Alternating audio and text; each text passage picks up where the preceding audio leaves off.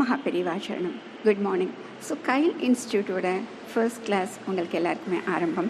First spoken இங்கிலீஷில் ஆரம்பிக்கிறப்ப நம்மளுக்கு எல்லாருக்குமே தெரிஞ்ச வார்த்தைகள் தான். அதை எப்படி உபயோகப்படுத்துறது, அது சின்ன சின்ன அந்த ட்ரிக்ஸ் என்ன அப்படின்னு. சாதாரணமாக இப்போ நம்ம உபயோகப்படுத்த வார்த்தைகள் ஐ, வி, ஹி, ஷீ, இட், அப்புறம் தே, அப்புறம் யூங்கிற ஒரு வார்த்தை. இப்போ ஐ சொன்னோன்னு நம்ம எல்லாருக்குமே தெரியும், நான் அப்படின்னு சொல்ல போகிறோம்.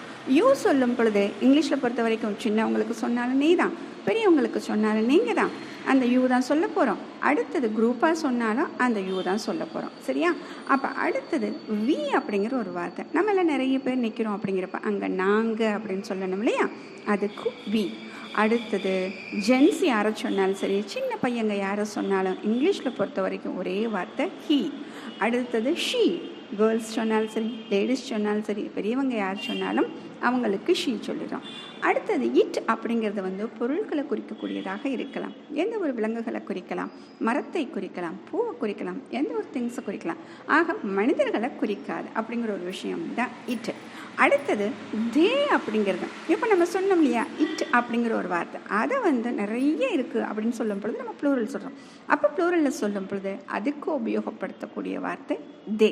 சரி, இப்போ இந்த வார்த்தையெல்லாம் சொல்லிட்டோம். இப்போ சென்டென்ஸ் மேக் பண்ணுறப்ப என்ன பண்ணுவோம் அப்படின்னா, இது கூட சில வார்த்தைகள் சேர்த்தாதான் அதற்கு பொருள் தரும், இல்லைன்னா அது வராது. இப்போ சாதாரணமாக நான் அப்படின்னு சொல்லிட்டேன், நான் உமா மகேஸ்வரி. இப்போ இதில் நான் உமா மகேஸ்வரினா நான்கு ஐ போட்டேன், உமா மகேஸ்வரி உமா மகேஸ்வரி, ஐ உமா மகேஸ்வரி, இது தப்பு. அப்போ இங்கிலீஷில் சில வார்த்தைகள் சேர்க்கணும், அந்த வார்த்தைகள் சேர்த்தாதான் அதற்கு பொருள் இருக்குது. சரியா? அப்போ ஐ அப்படிங்கிற வரணும் அப்படின்னா அது கூட ஆம் சேர்க்கணும், வி வந்தால் அது கூட ஆர் சேர்க்கணும், யூ வந்தால் அது கூட ஆர் சேர்க்கணும். அடுத்தது தே அப்படின்னா ஆர் சேர்க்கணும். ஹீ வந்துச்சுன்னா இஸ், ஷீ வந்தால் இஸ், இட் வந்தால் இஸ். இது தாங்க இங்கிலீஷில் இருக்கக்கூடியதும். தேங்க்யூ. Good morning.